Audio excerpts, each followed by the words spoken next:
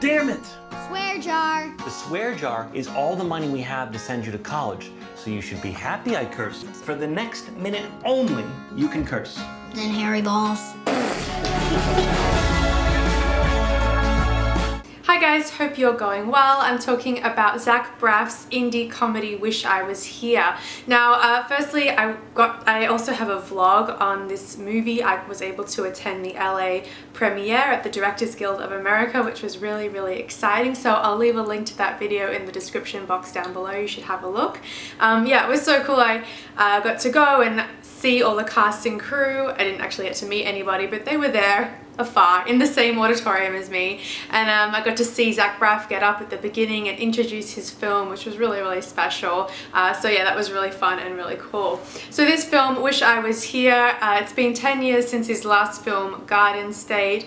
This film he co-wrote with his brother Aidan Bloom, and he directs it and he also stars in it. So it's definitely a Zach Braff production. So if you don't like his style, if you don't like the way he acts, didn't like him in Scrubs, didn't like Garden State, then I would not suggest walking into this film. The film follows Aidan Bloom, who is like a mid-30s struggling actor, just trying to find a bit of purpose and direction in his life. He is the stay-at-home father. He's got two young children who go to a Jewish private school, very expensive, while his wife, Kate Hudson, is the breadwinner and works some dead-end office job.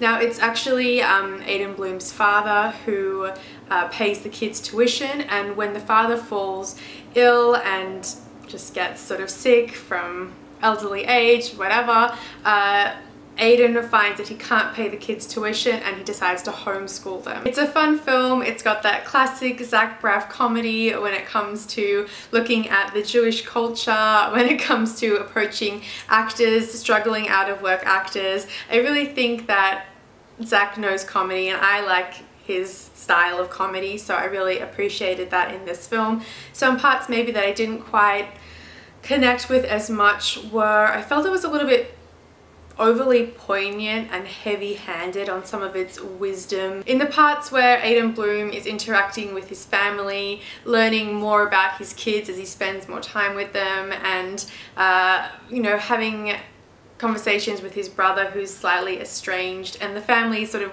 trying to find a way back to each other. They're the bits that I really loved. I did feel like it was just heartwarming, a really good journey, and I definitely did enjoy it. The biggest controversy surrounding this indie flick is its funding. So Zach Braff actually funded almost half of the film, like $3 million, on a crowdfunding platform, Kickstarter, and I think it was something crazy like 47,000 fans of his that contributed to bring this film to life. So in that, I feel like there's positives and there's negatives. Like, I think that's really cool that he was able to make this passion project happen.